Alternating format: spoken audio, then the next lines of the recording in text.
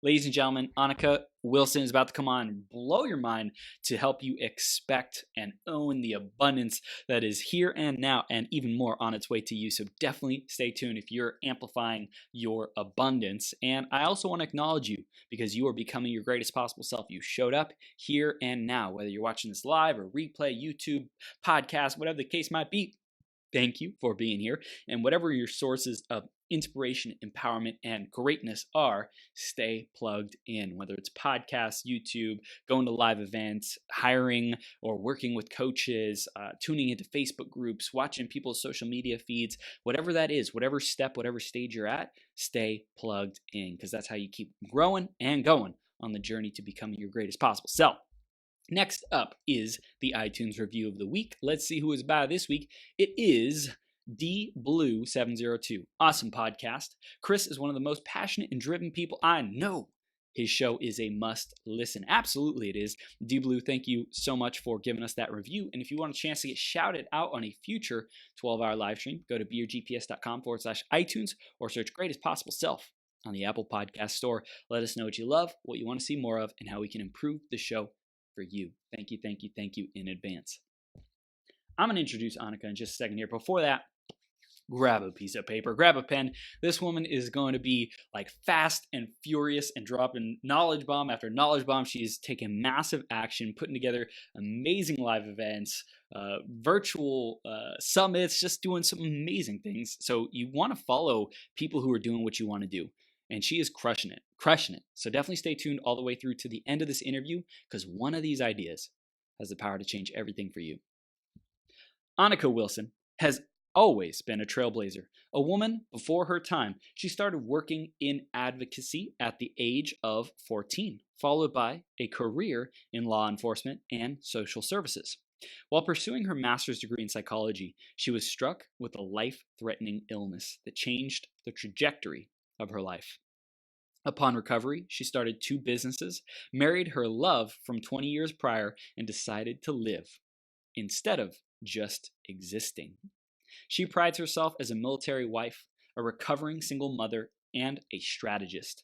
She is the co-owner of NBG Solutions, a real estate investment company. She's the CEO of Nobody Greater LLC, and she is a founder of A Woman's World, online community for women, curator of the podcast Your Voice. Wait, hold on. Curator of Women of Impact conference series. She hosts her podcast, Your Voice, Your Power with Anika. Your Voice, Your Power with Anika, and shares inspiration, information, and resources wherever she can. Her passion is people, unity, collaboration, and elevation. Her education, tests, and testimonies are unique and power-filled, understanding the complexities of life, love, pain, hardship, and a lack of resources.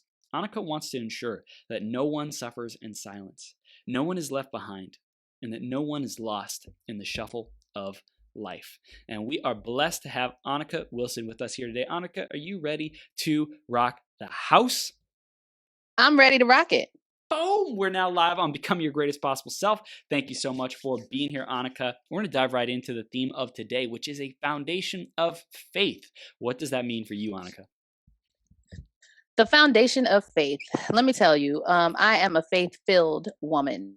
Faith has brought me a long way, and everything that I do is based on faith. Mm-hmm. And I really like to connect faith and foundation because if you don't have faith in anything, whether it be whoever you feel your creator is, yourself, something, somebody, somewhere, you have to believe in something. And if you don't believe in anything, then you are destined to fail.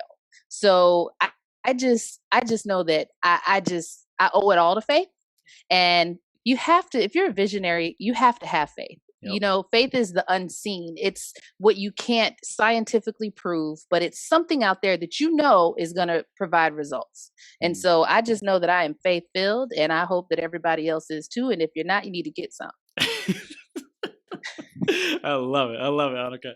So I mentioned a little bit about what you're doing, the work that you're doing today, but you got all kinds of things going on. What do you want people to know about you and the work that you're doing today?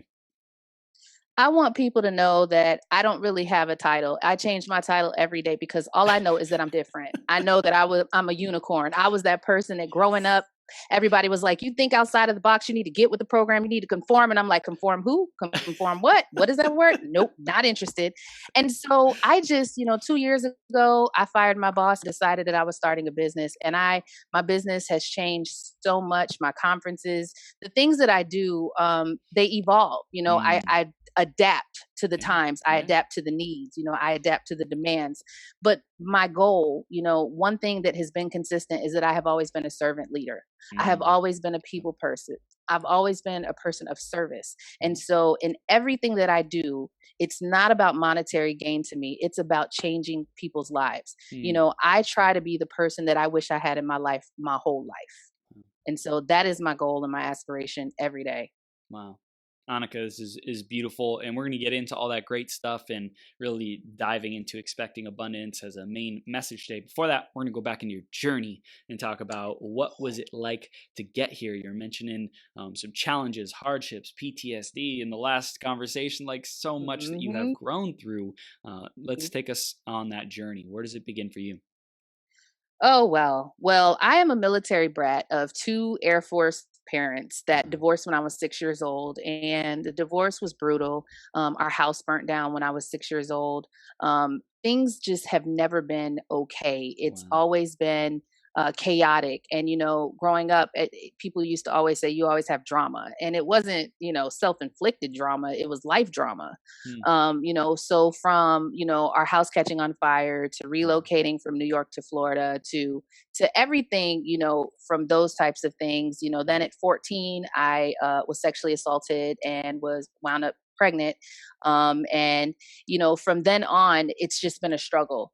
And somewhere around 35, after, a divorce and 3 children and being a single mom for 10 years. And, I had promoted in the prison system very rapidly, but had to walk away from my career from an abusive relationship. It was either the safety of my children or, my career. And, it seems like as a single parent, I started my master's degree in 2009, and 10 years later, I'm still not done. I've been in one class since 2013. And the reason is because life kept happening. I got pulmonary embolisms, diagnosed with fibromyalgia. They were looking for MS, lupus. I mean, I've been sick since the age of 19, and it's just been multiplying, multiplying, multiplying. And for 5 years, I was bedridden. I was disabled. I would start a job and I couldn't get past the 4-month mark of being employed and having my health and being able to get up and take care of my kids. I've been homeless twice. And it's just been a journey. And 18 months ago, I married a guy from 20 years ago, and he happens to be a Marine. And I just started changing my attitude. I started saying yes to the things that I normally would say no to. I started believing that there had to be a change. And so with everything that happened to me, I sat down and I said, God, why me? I used to always say, why me? Why me? Why me?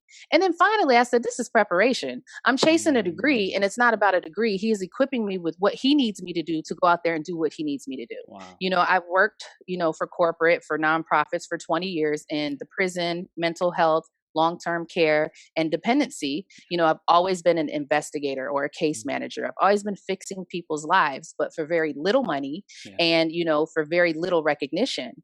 And, I always knew that there were barriers to the level of help I could provide in all of those jobs. I would come home and say, well, they just want me to fix this, but all of this needs to be fixed. Who's going to be there for them for that? And, I always had these ideas of, like, when I get older, I'm gonna have a transitional home, and I'm gonna do this and I'm gonna do that. And, it's like, you think about things like, if I hit the lotto, I'm gonna do this. If I get I'm gonna do that. And I just started endorsing my crazy thoughts. And then all of a sudden I had a business, and then I had another one. And then I'm flipping houses with my husband. And then I have a podcast. And then I'm like, we need a conference, but we need multiple, and I just started plucking away at it. And, all of a sudden, 2 years later, here we are. So how fast you ran through that is just like the impact of each and every one of those things that you mentioned, like mind blowing, like, first of all, and how you just kept listing them off. Like, I think some people go through life saying, wow, there's not much good happening to me and there's not that much bad happening to me. It sounds like you had a lot of really challenging, difficult, traumatic situations and grew through those, were strengthened Yes. through those, were really fortified by those, built, but like that pressure that creates the diamond. And then especially in the last 2 weeks, or two 2 years, in 2 weeks and 2 years, in the last Oh, two right. years, right? In the last 2 years, how much you've accomplished in that short amount of time that people wish they could go do, to put on a conference, to put on a summit, to do these different things is just so freaking awesome. And multiple conferences, multiple things that you've done, I think is really profound. What kept you going forward? What kept you driving? What did it evolve over time? Was it something that was in there from the beginning? The only thing that kept me going was that I was the only one that could take care of my kids. My kids, are helpless in all of this. And no matter what happened to me, I felt like it was my first priority to protect them. And it's still my first priority because in the last 2 weeks, I've moved from Hawaii to Florida. And, it's because of my kids, and it's like, it's a thing where, that's the commonality. And I tell people all the time, I've always been very confident in being a mother. It Mm, was the one thing that I wow. took pride in. I never put myself first. I never worried about me. It was never about where am I going. Yeah. I had goals, but they were always, on the back burner compared to just being a mom and making sure that they're happy. Yeah. And then one day I realized that I have to be happy for them to be happy. And that's when the tables turned. And I was like, oh, okay, well, I did this all wrong all these years, And so I just started, changing my perspective and the way that I saw things Mm, and, kind of endorsing my own thoughts and giving myself permission mm, to believe, and to dream and to start executing those things. Because a lot of people say, when my kids get grown, I'm gonna go back to mm. school, or when I do this, I'm gonna do this, and when I do this, and I am the queen of procrastination and excuses, and that's why nobody can tell me them because I got them. And it's funny because you talk about my life, but actually, since I started the business, the adversity has gotten worse. Wow. And it's attacking my marriage, attacking everything, and it just goes to show that if you let the adversity win, you Mm, give up, and then you can mm, say, oh, it was because of this. But you got mm. to understand that the bigger the purpose on your life, the more adversity you're going to face. And that's why now people look at me, and I swear, Chris, people used to think I was lying when I would say those things. I'd be like, oh, I went through this, and they're like, yeah, right, you wouldn't look like that. And I'm like, what does that look like? I have emphysema. I don't look Wow. like the commercial, but I smoked, and that happened. I got diagnosed at 35. So Wow. it just goes to show that the perceptions of concepts that we have, of mental illness, of Mm, PTSD, of all these things, they're associated with things that are not accurate. mm. We have to understand that everything that is happening to us that we're hiding from, we have to ask for help because somebody else is going through it sitting right next to you and you have no idea. And Yeah. you're going through it alone, like Anissa Mm, said, wow. you know? Wow. And that's the thing that I try to negate, I want to dive into this conversation of shifting perspectives because I've heard it Mm. multiple times for you as that turning point. What does that mean? How do we actually do that in practice? I'm a sticky queen. Change your mind. Yes. It's that simple. Every time, everything that we do with life coaching and everything, everybody thinks, oh, it's all complicated and you got to have a program, you got to have this, and you got to have that. Nope. It's simple. Change your mind. Just wake up one day and say, you know what? That's not working. Being negative Nancy is not working. Mm, I am the queen of, I can find the negativity in anything. And then I started looking at the gains, and the mm, growth. And I was like, because people kept coming to me and saying, Anika, you know how to get through this. Tell me how to do this, this, and this. And I was like, I'm that person everybody comes to. And I was like, oh, this is a thing.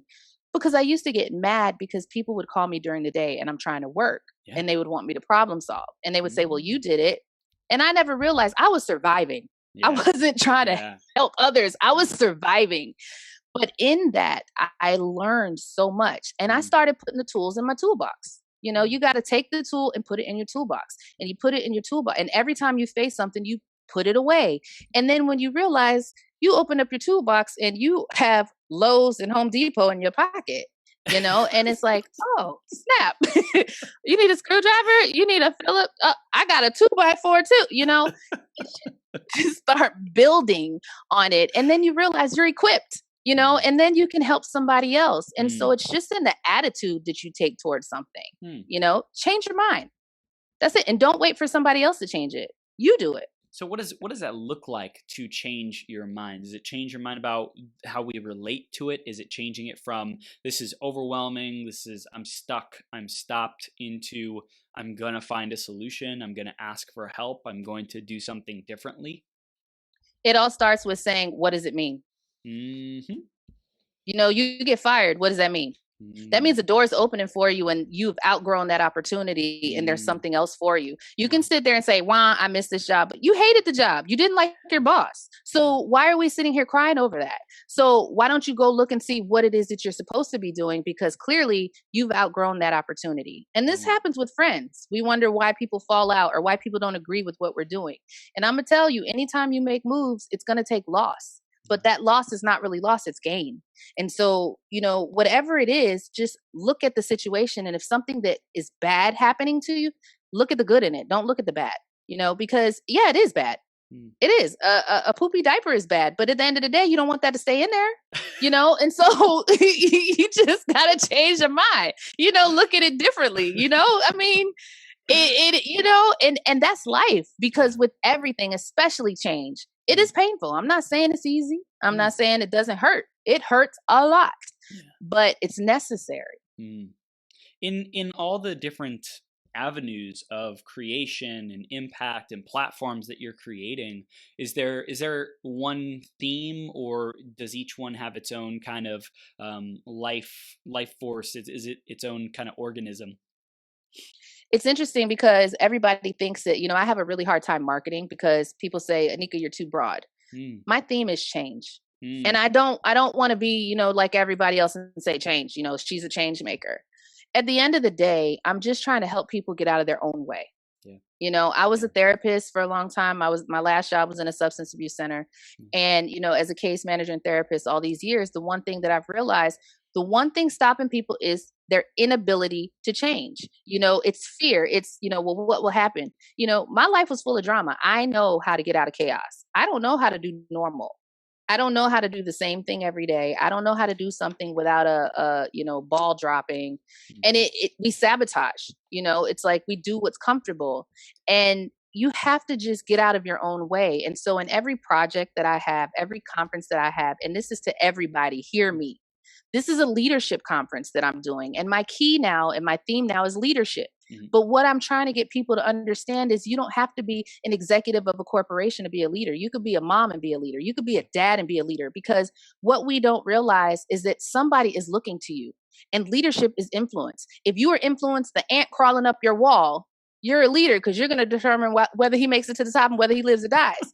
So, I mean, we think big and we always think, "Oh, I need this to be this," or "I'm not mm, equipped yet," or "I mm, need another credential," or "I need this." Stop discounting what you already have and just go out there and be better at what it is that you have, and excel. mm, Don't be afraid of success. yeah. So I just focus on leadership, and building better, more effective leaders. Yeah, I love it. And I think what came to my mind is with church. I don't know how if you go to church or if lots of people Yep. go to church. I was a life group leader. Wow. So I love it because in church, I think a common challenge is people like expect the pastor or the leader of the Yes, church to do everything, and they're just there kind of following. And it's like, no, like you're a follower and you are a freaking leader. Like you that's you right. get to step up your leadership. You get to lead small groups. You get to volunteer. You get to take the lessons back to your own life and bring it to your own community and your own people and your own family.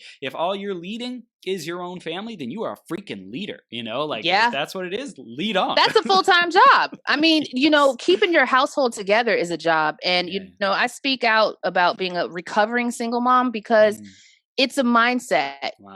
and a lot of people don't give credit where credit is due. It's extremely stressful to have everything on your back. The money coming in the house, the decisions, the influence, the mindset, because the things that we say to our kids impacts our kids. And I'm going to tell y'all, I failed. Mm, Because I talk to my kids, I tell them all the crazy, I tell them all the good, all the bad. I'm real with my kids. But what I started realizing is that as negative as I was, it was bleeding. into them. Wow. And so it's a lot of pressure. And especially, I was a life group leader at a time when people didn't agree with divorce and all these things. And, the single moms group had this stigma, like we were broken people. And the way people would look at us when we walked into church, I don't know if they knew they were doing it, but they were doing it. And for 10 years, I didn't go to church because of the pastor asked me if I was going to marry the father of my child. And I said, he's abusive. I'm not getting into a situation just because I had a baby out of wedlock. I'm trying not to duplicate cycles. Yes, I have one cycle, but that doesn't mean you just make it worse because that's what it says you're supposed to do. I wanted to heal, and I'm not going to let you put me in a trap. And so I didn't go to church for 10 years. And then finally, somebody invited me and my kids loved it. And I started going. And despite the way people judged me, I knew God. And I was like, listen, I may be mad at you, but I need you, and I started off as a life group leader, and then I became another life group leader. And then they gave me a seat at the table in the leadership, in the women's leadership sector of the church. And I go to a mega church, and I kind of forced respect, but in doing that, it made me do the work. It made me stop blaming everybody else and look at me and fix what was wrong with me. Because as a leader, if you are imperfect and if you are negligent, it is going to bleed on your followers. And those people that were coming every Wednesday night were followers. And it's not about them being followers of me. They're following Christ, but Christ uses people. Yep. And whoever you believe in, they use people. And so what you have to understand is you're blocking somebody's blessings if you're not answering your calling. As we lead families, when you are a man and you are a husband and you are supposed to do the things that you believe that the Bible says or whatever the book you read is supposed to do, then that's your job as a leader. Yep. If you have a company, an organization, or whatever it is, it's up to you. And if you are not doing that effectively, then you are responsible for the fail of everybody up under that. And as I started my business and realizing I've always been a leader, and I didn't know that. My last summit, I had the question that I love to ask people: are leaders born or made? And you look at the sequence of how you're born in your family, whether you're the first child, the second child, there's always this responsible one. There's always the one that gets in trouble and gets away with it. There's always all these other things, right? And so when we break it down to what leadership means, it's innate, and yes, you can be a better leader. You can build on it, or you can just conform and just stay in your little comfortable spot your whole life and just never even tap into it. But it's our duty to do, self-development, professional and personal development to build that and make it evolve with the times, because people are looking to us. We are the example. Anika, you are just like bringing it. I'm just like in awe. It's just in here. It's just like, so powerful. I want to dive into abundance because I know that's like a big freaking focus. I got chills. Let's talk about it. Why did abundance become important for you? My husband said it to me. When he asked me to marry him, I thought he was crazy. And he was like, you're this powerful woman, you're, a godly woman, you're in church, you have a business, you've survived all these things, you've raised these kids, like you're a force. And he was like, you need to expect abundance, because he was like, I want to do this for you and that for you. I'm like, nobody's ever done anything for me. And that doesn't happen to people like me.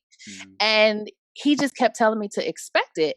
And when things started turning around in my life, honestly, it started feeling like an out-of-body experience. When people started calling me to be a part of the conference, when people started saying yes to my podcast, when I started getting clients, when you have come from a life of trauma, it is extremely eerie to step into success. Yeah. When you have always had negative things in your life, when you have always had negative people in your life, and then people want to invest in you.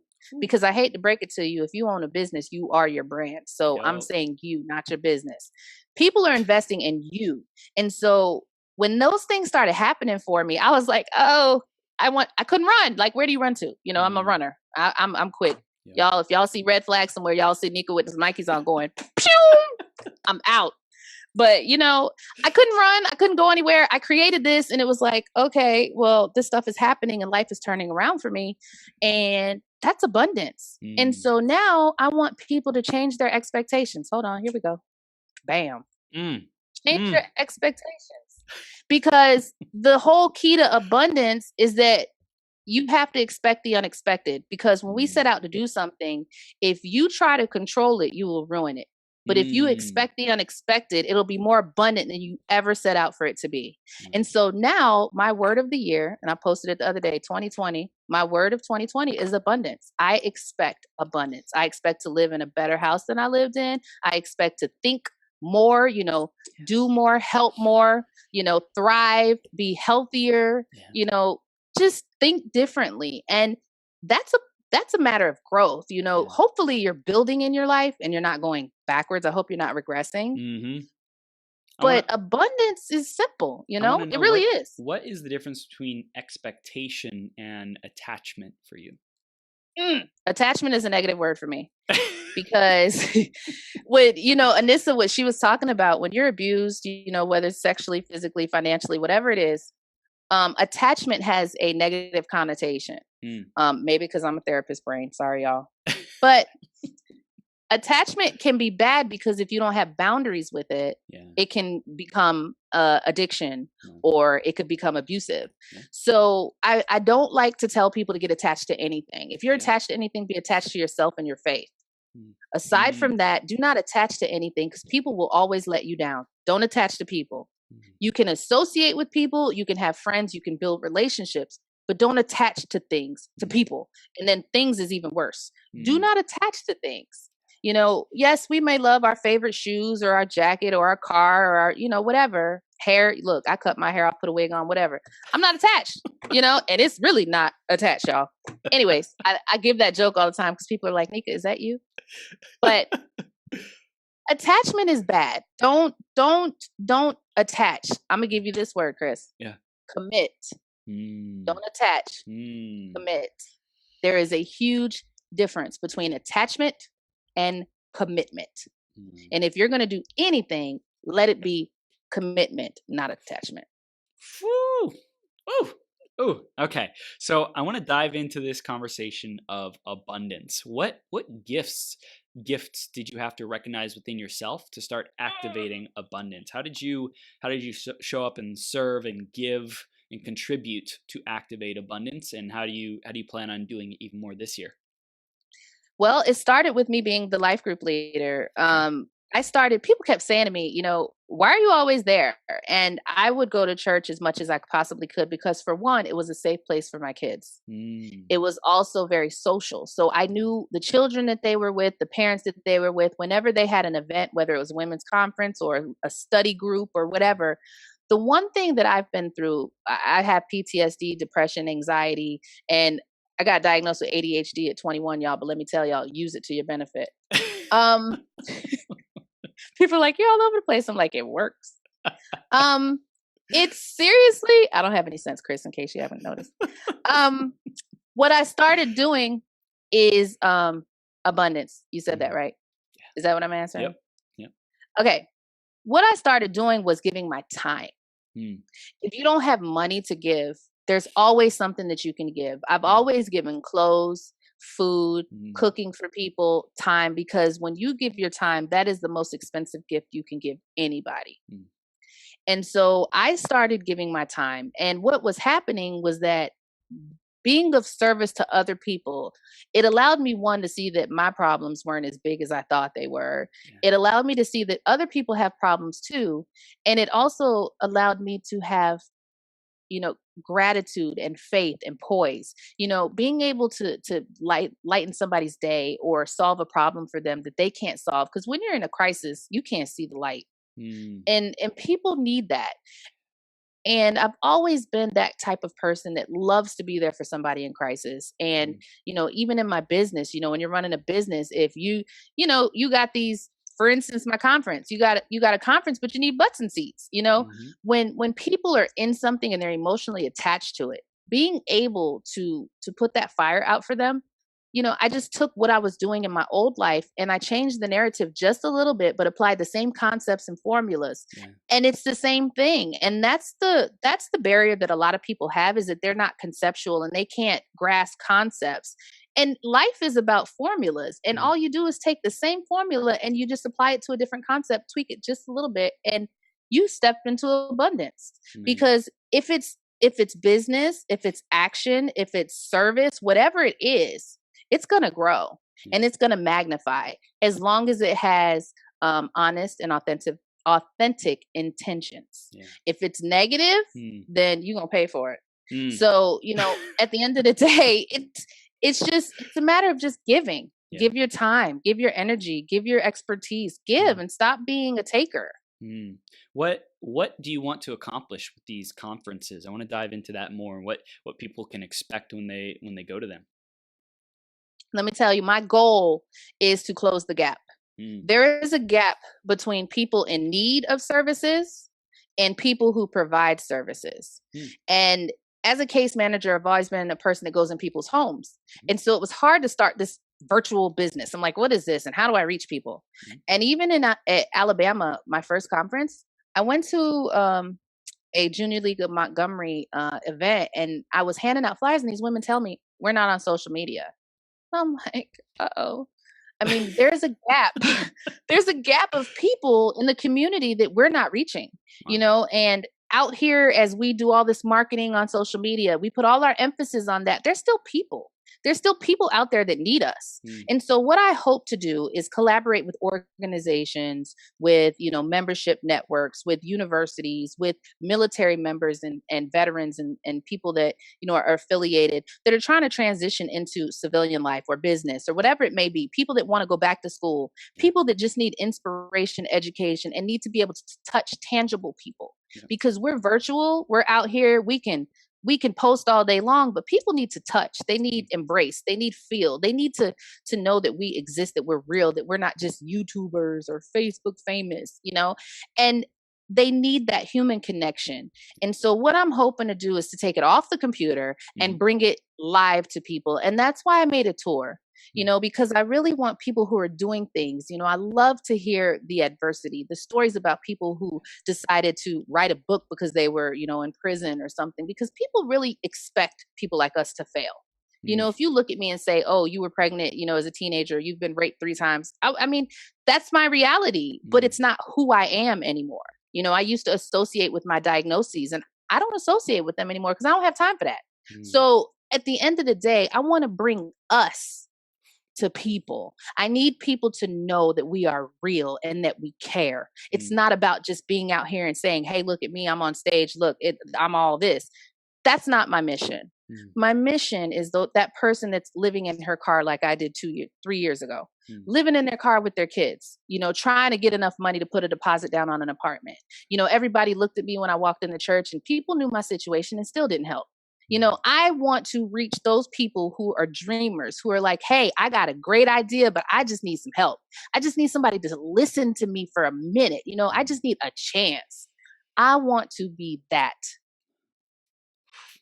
My goodness. And I feel like it can happen the most in person because it's so easy to hide when we're using technology. It's so easy to isolate, to pretend like we're alone, nobody understands us. Oh, it's great for them to share on stage or on a webinar or whatever it might be. But like when we can get in person, there's nowhere left to hide. And it's like, all right, well, I'm in the room. I might as well go up and talk to Anika because she's like right there on the stage. Like, let's do it, Yep.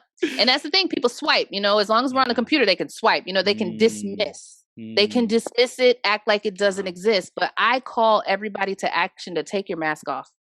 Be real. Man, I want to know, because you do these live events, you're doing these conferences, and you're also kicking butt with the strategy of online marketing, doing virtual summits. Like what? Like you got both. You got the in-person and you got the online stuff. Like I'm wondering, how did you pick up these social media skills and marketing skills? Like you were like so fast. It's just being a brainiac and also being broke. It's like I was sitting there and I'm starting this stuff, right? And I'm like, okay. And so the online summit was an accident. It happened because my husband got deployed and I had to reschedule all my live events. And so I had an event in Atlanta, Houston, and San Diego, and I had to push him back. And I was like, well, I have a huge gap here, but there's still a need. And so I was like, okay, I need 50 women to do an online summit. And before I knew it, I was recording for 2 months, had 50 women, and we did an online summit. And people always say, Anika, why couldn't you do like 10, 20? Because that's just not me. I gotta dream it, and I have to believe it. And I'm that type of person that I'm extremely loyal. And if I tell you that I'm gonna do something, I'm gonna show and prove. But I have to, the way that I negate my fear is by committing. If I commit to something, I will kill myself to see it through. And no matter what it is that your faults, your needs, your weaknesses are, you got to just challenge them, because you know how you are, and you have to get out of your own way and sign up for stuff. Because when I saw this, I was like, y'all want me to talk for an hour? I don't know if I could. And I signed up and I was like, I guess I'm doing it now. It just gotta show up, and it's scary. People think that we're not nervous. I've been a mess all day. I hate lives, believe it or not, Chris. I am very shy. No, I love behind the scenes. I can whip something. I can do a program. I could be in 10 places, have 10 screens all day long, but y'all say, Anika, come on camera. And I'm like, because I used to be so self-conscious. And believe it or not, I was a musician, and I dropped out in my junior year of college because I had performance anxiety. Wow. I played the clarinet for 20 years, was amazing. But when I would get on stage, I would have panic attacks. And I didn't know then that they were panic attacks. And even now.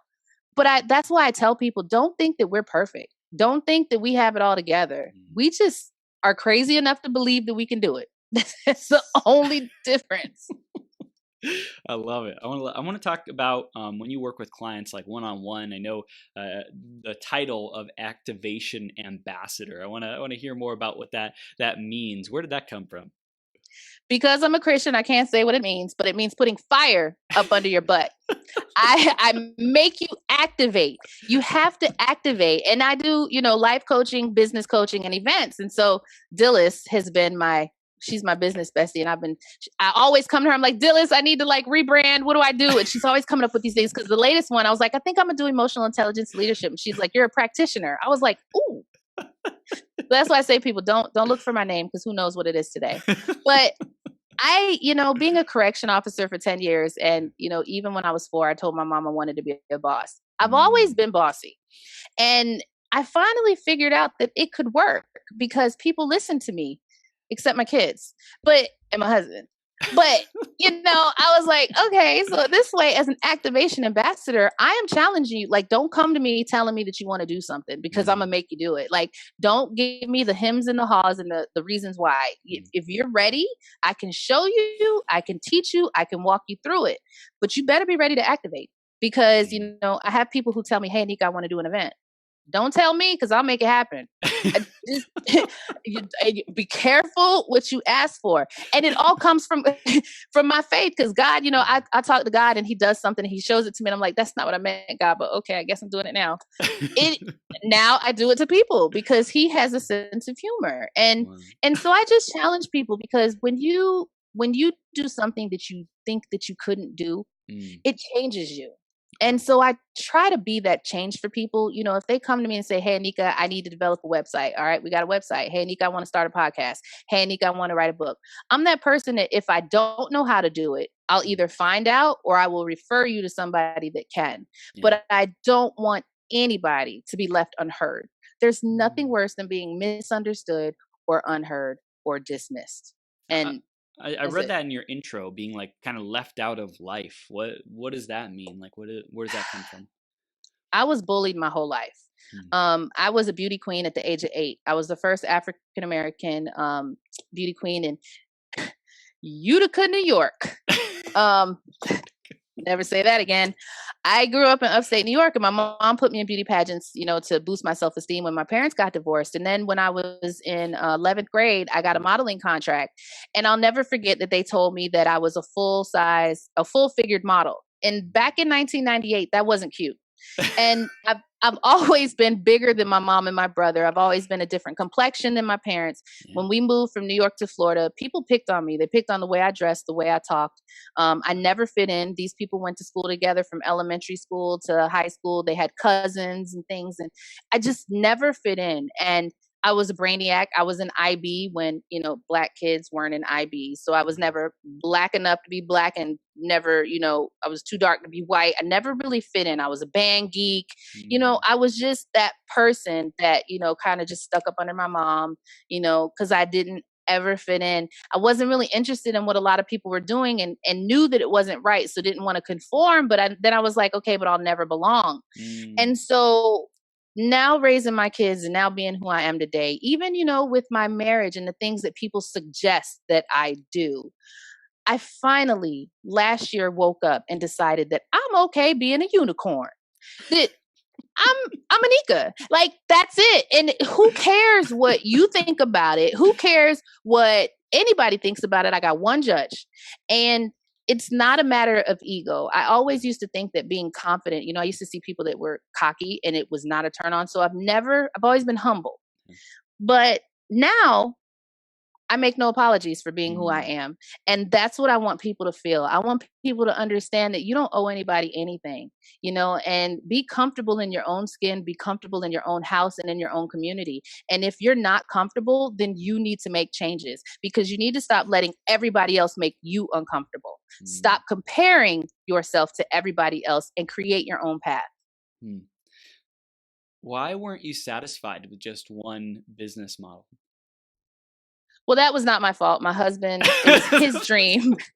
It was his dream to do real estate. And so all of a sudden last December, we're in this real estate thing and we're flipping our first house and we're about to put it on the market. And I'm going to tell you, first of all, I never do one thing. So it's his fault, but it's my norm. I learned so much because, I finally realized that our lives are so symbolic to rehabbing a house. You have an old foundation that you rip apart to take the imperfections away. And then you build on top of that. And then you make it look really pretty. And then you set it up and you present it to the world and say, hey, world, here's the new house. Take it or leave it. What are you going to bid it on it? What are you going to pay for it? And it's really symbolic of how we are. We go to therapy, we go get our hair cut, we work out, we do all these things to perfect our appearance. But is your foundation, is the core, is it right? Are your morals and values, are they right? So, what's interesting is that from the business model of the real estate, even the business plans and all those things, it's symbolic to the same things we do. Yeah. And that's why I tell people, stop getting multiple educations, all these places, and just apply the same practices and principles, because a lot of it is the same. And so I like doing that because I can be the artistic side, because I can't draw to save my life.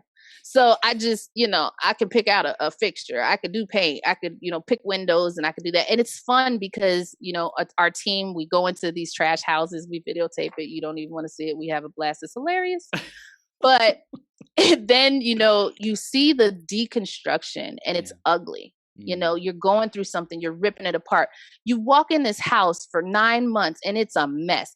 But then, they put the paint on the outside and they get all the drywall up and you walk in it and it's a whole new feel and it's a whole new house and it's presentable. Yeah. And I want people to understand that we are the same way. You may be under construction, but you are perfect. You are perfectly imperfect. And you don't have to sit and wait for the grand reveal. You can be who you are today in the process. Just give yourself credit for growing. If you stunt your growth, that's your fault. But be hungry and dig and reach, and don't be afraid to fire contractors. You got a coach, you got a business coach, you got a therapist, you got somebody. Don't be afraid to fire what doesn't work and create your own team to build you up, because you are in control of who has access to you. Don't be afraid to deny access. You need to say yes to some things and say no to other things, and be confident in your intuition. I want to talk about that. I love that, because I think some people can have some difficult times with boundaries when we're aspiring to so much, and when we're aspiring to so much and going after these big dreams and goals. On one hand, the philosophy is to say yes to as much as you can to grow as quickly as you can. And on the other hand, it's like say no to the things that don't align and that kind of stuff. What's your philosophy around saying no and boundaries? Let me tell you something. I have this one, Monica Zimmerman. She was on my podcast and she was like, boundaries, boundaries, boundaries. And every time we said anything, Monica would say boundaries. And it was in my construction phase. Yep. And I used to never say no because I was a people pleaser, and I have graduated. Yes, I'm not a people pleaser anymore. And so now, it's for one, like people say no to me when people tell me they're not interested in my conference or they don't believe in something. I cried the first couple times because that people pleaser was disappointed. Like, you don't get it, you don't see it. Like, really? But then, the more that I said no and the more that I learned to create boundaries in my life, there's a lot of people that don't understand that I'm an entrepreneur. I am not a stay-at-home mom. I am working. So Yup. I learned that no is like the best word ever. And now I get excited to say no. I'm like, nope, no, no, no, no. And I love it. And, I used to say yes and I used to overcommit. And that is the worst thing in the world because you don't want to let anybody down. But you need to be transparent with people because even in your no's and your yeses, don't be afraid to tell them exactly what you think or feel because a lot of times you can adjust and adapt the relationship or what you get out of it. Yeah. You don't really owe an explanation, but if it's something that you're interested in or the relationship with the person of what they're offering, feel free to tell them why, because I used to think that everything was definitive. And I used to feel like if I said no, I was chopping off a bridge. I'm like, especially as a single mom, you don't want to burn bridges because you never know when you're going to need somebody. You never know if you're going to need somebody, to pick up your kids or, whatever, because you have a lot of needs. And so now it's all in how you say no and, just, being authentic and at least, empathic, don't be nasty about it, but don't be afraid to advocate for yourself. Right. Yeah, I think it's like respect people. Say I like come from love. Like I love you, but I'm a no on this. Thank you for asking. Love you. Best wishes with finding whoever you're looking for, whatever you're looking for. I know you'll succeed with it. I'm a no. And that way it's like, okay, well, they said no, but I mean, come on, how they did it feels good, like they want me to succeed with it. I think a lot of people can get like awkward around it, and it's like, be like, hey, I love you. Let's be real. I'm a no.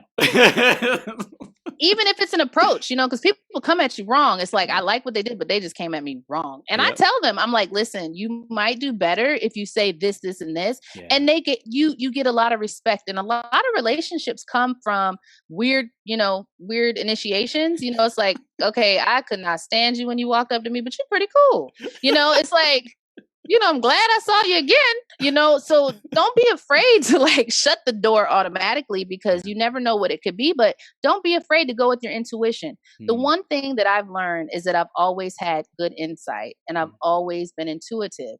And I now know that I'm an empath. I never, there was no word for it. I was a softie and everybody yells at me because I cry at movies. Who cares? Shut up. But at the end of the day, I now know I'm an empath and don't be afraid of that. But if you're an intuitive person and you have that feeling in your gut and you don't know why, who cares that you don't know why? If you look back in your life, the only bad things that ever happened to you is when you had a bad gut feeling. Learn from it. Because if you don't, that's insanity. I ain't gonna repeat that BS again. So let's talk about what you got coming up. And I know you got a billion and one things, but for what you got coming up, I want people to just be aware of it going into this 2020 to make it like our best year ever, to crush it and to plan for it. What do you got coming up? What kind of conferences, people working with you? How can they do that? Tell us a little bit more about all the great stuff you got coming. So this year we have 3 conferences on the books. We've got Atlanta. Ooh. Atlanta is in 30 days from today. If you are a woman in Atlanta, you better be in. I promise you, it's at the West End Peachtree downtown. We have the Savannah Ballroom, and it's going to be awesome. We've got a VIP networking event with some awesome sponsors, speakers, and we have a couple of partnerships with some huge organizations that I cannot say quite yet, but you're going to want to be there. You're going to want to photo ops. We have an app that will be launching this week. We also will be in Tallahassee, March 26th and 27th, and San Diego, April 3rd and 4th, and coming soon, Chicago, Houston, and Vegas. Yes! And Chris has inspired me to go co-ed for Vegas. And I was born in Vegas, y'all, so I'm bringing it home. So we will have an epic leadership conference coming in Vegas sometime this year. Wow. So in the meantime, we'll have a couple of online summits, in between, Just because a I love couple, to do a couple events, couple online just a summits. few, No big deal. got to keep the party going. And then my podcast, we're launching podcast panels. I'm bringing the podcast panels back this year. We're going to have some awesome topics. So I got my VA working on that now. So it's going to be fire this year. Shoot. And tell us a little bit more about who specifically should be coming to these events, should be contacting, connecting with you. Who's the right people to take those next steps? If you are an influencer, a leader in your home, you're a mom, if you're a grandma, a wife, an auntie, if you are in business, if you are in real estate, if you're a broker, if you are a life insurance or anything of that nature, if you are a professor or a teacher, if you're in corporate and you want to get out, if you are a visionary and you just need to be in a room with like-minded boss chicks, you need to be there, because what I want everybody to understand is that you need a village. And we got some people that are going to tell stories about how they came from the streets, how they came from crack, how they came from places that you wouldn't think of when you look at them. And you're going to be in a room of authentic, real individuals, just loving, healing, and dealing. We're going to have business tips. We're going to have business tools. We're going to have vendor tables. Every speaker gets a vendor table at my events. That way you can follow them to the table and get a photo op. You can give them your email address. You can have mini sessions. And in our networking event, it's 3 hours where we sit and talk, share business cards. This is not just a conference. It is a movement. And most of our women, we have the COO of Pace Center for Girls, which is a transitional program for girls that are in trouble. We've got some people who are authors, who are podcasters, some women who run domestic violence shelters. I mean, we have people from the financial district. It's for everybody. If you need a boost, if you need a push, if you just want to be with some good energy and you're not even in business and you don't care to be, we don't care. Just come. We just love to create a safe space for people to deal, heal, and grow. And so if you're a woman, you can come to those events. And if you're a man, get ready for the co-ed, because when I tell you, the more men like you I meet, I'm like, I can't keep doing this just for women, because I want to push the men. And I had started a Men of Impact, but we had to change the name because of copywriting. So y'all, it's Women of Influ Action. So, Chris is like, what is that word? M for influence, or M for impact, flu for fluence, and we take action with an X. So it's coming around the world, y'all. So, Anika, you're freaking a powerhouse. Tell them how they can do it. What is the website? How do they find you on social media? Bring it. On social media, you can look up Anika Wilson or Women of Influ Action. You can also look up Women of Impact in some places, but we're trying to get rid of that. But just know it is us. Okay. And also the website is Women of Impact CS.com. And we are on Facebook, Instagram. If you Google Nobody Greater LLC, which is my company, we are all over the place. So just tune in. Anika, you are a powerhouse. Thank you so much for bringing the heat today. Oh my gosh, I'm just so fired up, so inspired. You're just an amazing, amazing human being. Stoked to connect, to meet in person, to keep this fire going. All your conferences, just massive, massive blessings and appreciation for everything that you're doing for all the women who are going to be there, all the future men who will be impacted. That's right. And just all the work that you're doing is so powerful. So keep up the freaking heat, girl.